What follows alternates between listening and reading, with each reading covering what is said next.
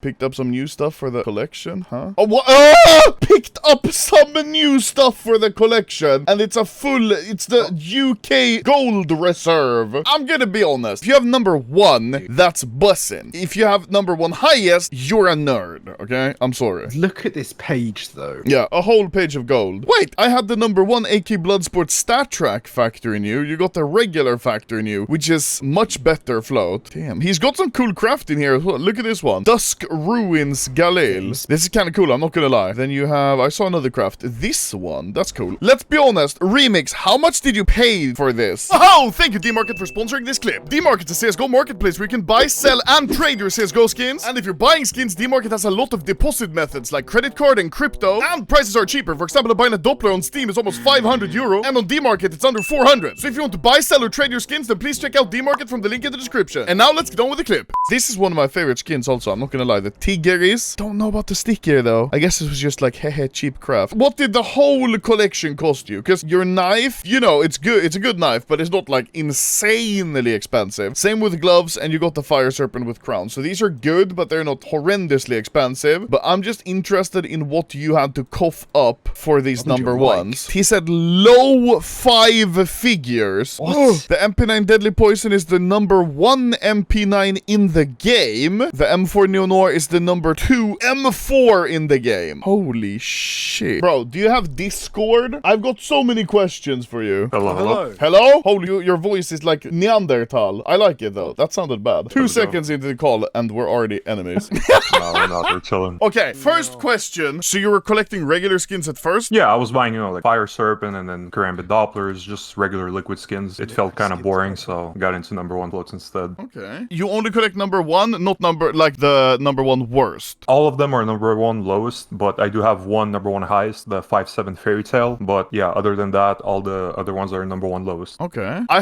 have a question. What are you gonna do when you want to cash out? I mean, I'm not really into number 1 floats for money. Like, I don't flip them for profit. I just collect them. But, no, but I mean, eventually you might want to sell. If I do want to cash out, then I know quite a few collectors, obviously, and a lot of the number 1s I have are desirable. So okay. Damn. Which one is the number 1 you paid the most for, if you want to say? So actually, I borrowed it to Device, so I don't have it in my inventory. But if you check his inventory, the number 1 lowest float USP Overgrowth with 4x crown foil. I think that's the one that. Yeah, this one. World number 1 and 4 crowns. Ay. That's actually really nice. Do you want to say how much you paid or no? Yeah, I can't say how much I paid exactly, but I did get offers for significantly more than I paid for it already. I have this one also. This one is lowest float, actually. MP9 Food Chain. Yeah, can you open the ranking for that as well? Yeah. It has 1 more 0. Ooh, 5 zeros and a 6, so it's relatively safe. I would say maybe 230. 230? Probably... Damn, okay. Yeah. Do you have any number 1s that have been beat? Of course. Ay. So if you go on CSGO Float and you check the P2000 Imperial, I bought the number 1 lowest float, which was number 1 for, I believe, 1300 days, or like before CSGO Float existed, right? It was the number 1 non-stat track at the time, and 72 hours later, it get beat by an extra 0. Ay. Like, say you wanted to buy your first number 1, how do you accurately price it? I'm thinking people watching, they might think, oh, having one number 1 would be really cool, whether it's highest or lowest or whatever. When you get started, it is pretty hard to price, especially if you don't have anyone to ask. If you're just trying to go by judgment, you can have a skin which looks like for example, the number 1 lowest float skin in the game, but it's still going to be really expensive because it has 9 zeros. Yeah. But then you can have a really good looking skin, for example, the Ob Gungnir, for example. That number 1 has a lot less zeros, but it's, more expensive because it's a good looking skin. I would highly recommend asking someone. Yeah. There's a lot of people in the community that can help you. What would you say is the cheapest number 1 that you can get? Would it be like $100 or would it be $50 or at what point, if you see a number 1 listed, would you buy it? The minimum price for number 1 has increased significantly like the past year. Okay. So I would say right now $80 to $100 is probably the lowest. Yeah, and there's a collector out there, I don't remember his name, but he has all black and white skins, all number 2, so they all have the gray border in the inventory. Shit. Oh yeah, here's the inventory. So that's if you have so a vanilla, cool. if you look at his profile in general, it fits really well. Oh yeah, that's his whole